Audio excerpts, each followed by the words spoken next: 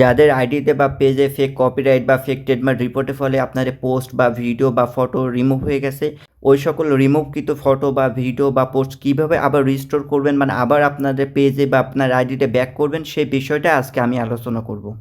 তো ভিডিও প্রথম অংশ দেখেই বুঝে নিচ্ছেন যে আজকে আমি কী বিষয় নিয়ে আলোচনা করবো। হ্যাঁ বন্ধুরা, ফেক কপিরাইট বা ফেক ট্রেডমার্ক রিপোর্টের ফলে আপনার আইডি বা পেজ থেকে যে কোনো কন্টেন্ট যদি রিমুভ হয়, এখানে যে কোনো ধরনের কন্টেন্ট বলতে আপনার ফটো বা পোস্ট বা ভিডিও এই ধরনের কোনো কন্টেন্ট যদি রিমুভ হয়, তাহলে ওইগুলো কীভাবে রিস্টোর করবেন অর্থাৎ কীভাবে ব্যাক করবেন সেই বিষয়টা আজকে এই ভিডিওতে আলোচনা করব। তো আমি জাস্ট পেজে গিয়ে দেখতেছি আমাদের পোস্টটা রিমুভ হয়ে গেছে, তারপর আমি জাস্ট মেলটা চেক করলাম।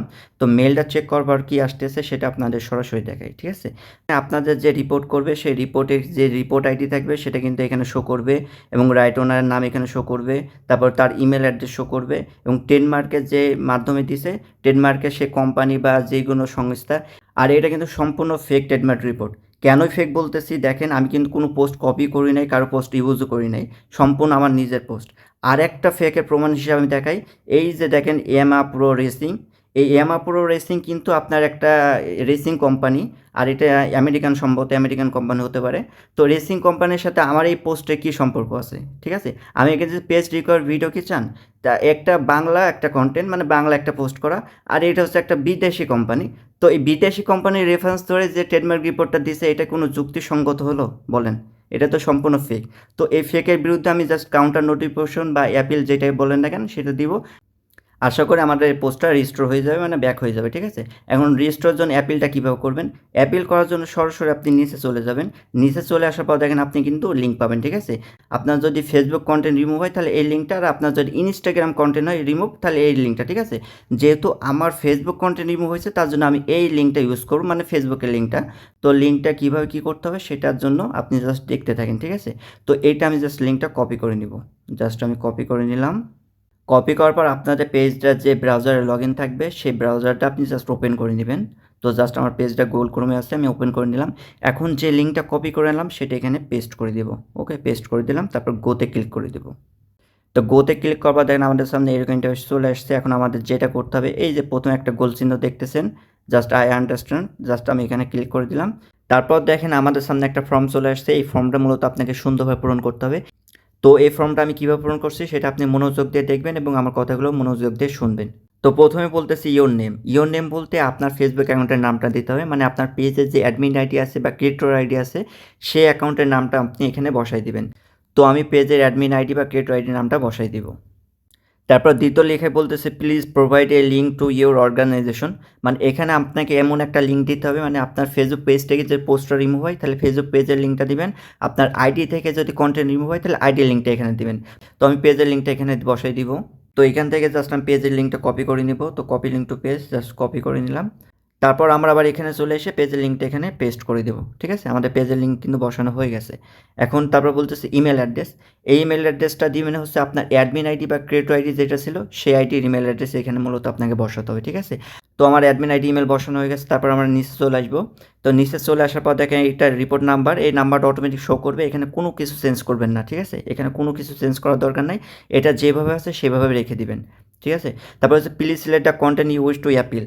এখান থেকে আপনার যে পোস্টটা রিমুভ হয়েছে পোস্টটা যদি এখানে শো করে বা লেখাটা শো করে, জাস্ট আপনি এখানে টিকমার্ক মেরে দিবেন। যেহেতু আমার এই পোস্টটা রিমুভ করা হয়েছে তার জন্য আমি টিকমার্ক মেরে দিলাম।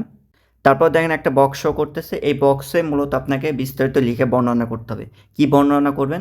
মানে আপনার যে কন্টেন্টটা রিমুভ করা হয়েছে সে কন্টেন্টের মালিক সম্পূর্ণ যে আপনার, সেটাই আপনাকে প্রমাণ করতে হবে, ঠিক আছে। তো আমি একটা টেক্সট লিখে রাখছি, জাস্ট এখানে আমি পেস্ট করে দেবো। দেন আমাদের কিন্তু সুন্দর করে একটা লেখা আছে, এটা আমি পেস্ট করে দিলাম।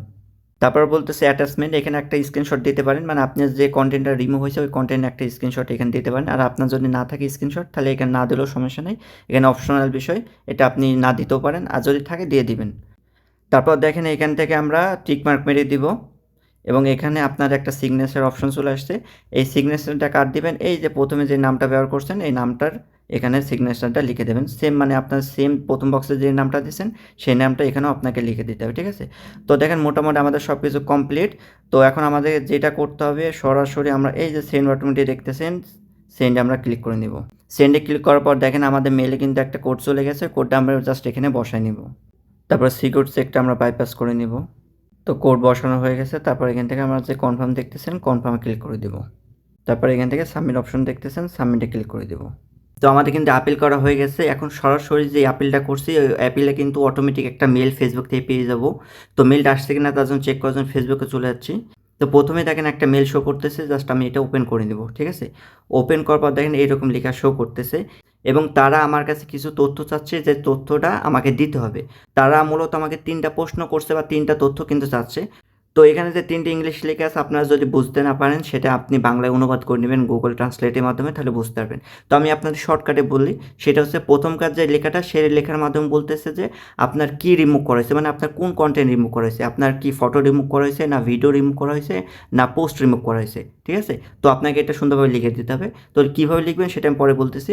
দ্বিতীয় বলতেছে দ্য লোকেশন, মানে আপনার যে কন্টেন্টটা রিমুভ করা হয়েছে সেই কন্টেন্টটা কোথায় ছিল, আপনার আইডিতে ছিল না পেজে ছিল। আর যদি আপনার পেজে থাকে তাহলে পেজের লিঙ্ক দিবেন, আর যদি আইডি থাকে আইডির লিঙ্ক দিবেন। আর ৩ নম্বর যেটা বলতেছে, এটা আপনাকে নিজেকে প্রমাণ করতে হবে, মানে আপনি যে কন্টেন্ট মালিক সেটাই আপনাকে প্রমাণ করতে হবে, ঠিক আছে? তো এই তথ্যগুলো আমি সম্পূর্ণ লিখে রাখছি, আমি জাস্ট কপি করে এখানে পেস্ট করে দিব। তো প্রথমে যেটা চাইছে সেটা কিন্তু আমি সুন্দরভাবে লিখে রাখছি, আমি পোস্টে যেটা ক্যাপশনটা ছিল সেটা লিখে রাখছি। তারপর আমার পেজের লিঙ্ক দিছি, মানে যেখান থেকে মূলত পোস্টটা করা হয়েছিল। আর এখানে ছোট করে টেক্সট লিখে দিয়েছি যাতে করে ফেসবুক বুঝতে পারে আমার কন্টেন্ট 100% রিয়েল, আমি কোনো কপি করিনি, আমাকে ফেক কপিরাইট দেওয়া হয়েছে, ঠিক আছে?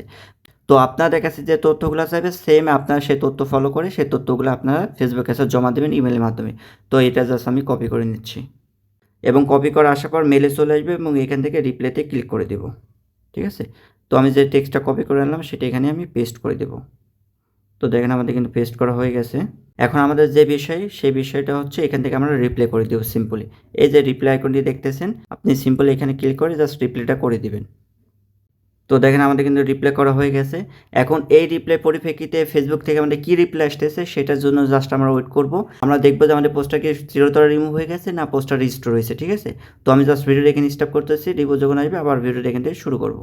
Welcome back. 3 দিনের পর আবারও আপনাদের মাঝে চলে আসলাম, কারণ হচ্ছে আমাদের রিভিউটা চলে আসছে। আমরা যে ট্রেডমার্ক রিপোর্টে অ্যাপিলটা করছিলাম সেটার রেজাল্ট চলে আসছে, আর সেই রেজাল্টটা দেখার জন্য আমি সরাসরি জিমেলে চলে যাচ্ছি। জিমেলে চলে আসার পর দেখেন এখানে একটা নতুন মেল শো করতেছে, আমি জাস্ট ওপেন করে নিব। তারপর দেখুন এখানে বলতেছে thank for kind we have proceed your appeal, the content has been restored and should now be available at, ঠিক আছে? মানে যে পোস্টটা আমার রিমুভ হয়েছিল সেই পোস্টটা রিস্টোর হয়ে গেছে, মানে ব্যাক হয়ে গেছে। দেখেন এই পোস্টের লিঙ্ক, আমি জাস্ট এখানে ক্লিক করবো, দেখবে যে আমাদের পোস্টটা কি আসলে অ্যাভেলেবল হয়েছে কিনা বা ব্যাক হয়েছে কিনা, ঠিক আছে? তো জাস্ট আমি ওপেন করে নিচ্ছি। তো ওপেন করার সাথে সাথে দেখেন আমাদের কিন্তু পোস্টটা অ্যাক্টিভ হয়ে গেছে, দেখছেন? পোস্টটা একদম ফেসবুক পেজে ভাসমান হয়ে গেছে, মানে পোস্টটা এখনও দেখা যাচ্ছে। দেখেন পেজ রিকভারি ভিডিও কি চান এই সম্পর্কে আমি একটা পোস্ট করছিলাম, কিন্তু ট্রেডমার্ক রিপোর্টের ফলে কিন্তু আমার পোস্টটা ডাউন হয়ে গেছিলো, মানে রিমুভ হয়ে গেছিলো, ঠিক আছে? যখন আমি আপিল করলাম তখন পুনরায় 3 দিন পর কিন্তু এই আমার পোস্টটা ব্যাক দিছে এবং আমার পোস্টটা কিন্তু ফেসবুক পেজে শো করতেছে, ঠিক আছে? তো ভিডিওটা এইটুকু ছিল। ভিডিও ভালো লাগলে লাইক কমেন্ট করবেন এবং আপনার ফ্রেন্ডের মাঝে এটা শেয়ার করে দিবেন, যাতে করে যারা বিপদগ্রস্ত হয়েছে তারাও কিন্তু এই ভিডিওটা দেখে হেল্পফুল একটা সলিউশন পায়।